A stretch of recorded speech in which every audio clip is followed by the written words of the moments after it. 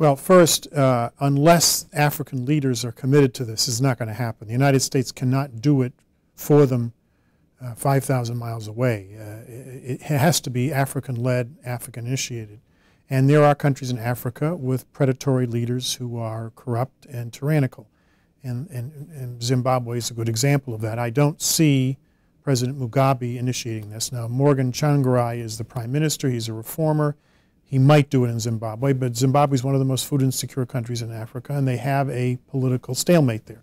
So part of this is dependent on local leadership and a stable political climate and leaders who are interested in reform. If they're not interested in reform, it's hard for us to force them to do it.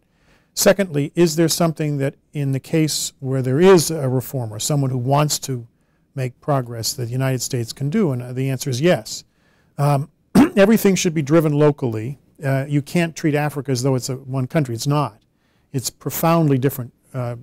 Ghana is very different than the Democratic Republic of the Congo, and Zimbabwe is very different than Mozambique is, for example. So you have to have different strategies in different countries. I think generally we know that in the last 30 years, 50% of the improved agricultural productivity in the developing world is a function of improved seed varieties.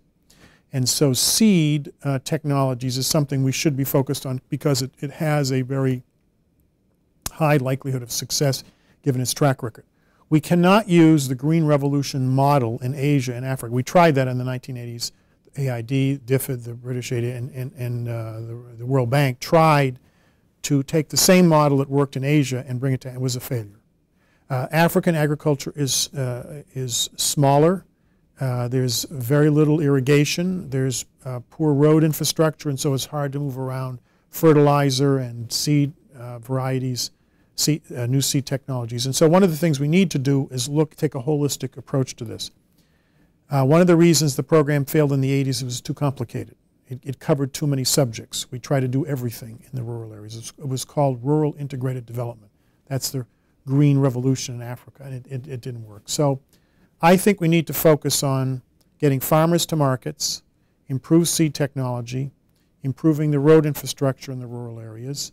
And if we do those things, I think we can see an increased productivity. I think there's been a bias toward urban areas in Africa, for reasons I understand. But the poorest people in the world live in rural areas.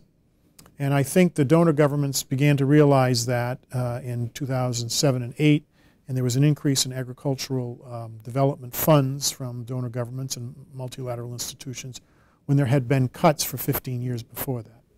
So I think the donor government's coming around, and the other thing we need to focus on are people's incomes.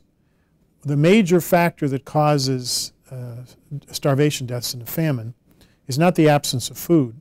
It's poor people who are almost always disproportionately affected by a food crisis because they don't have the income to pay for the higher prices if there's a price increase. And so one of the things we need to focus on are what are called livelihoods, which are family incomes, particularly of the poorest and most vulnerable people.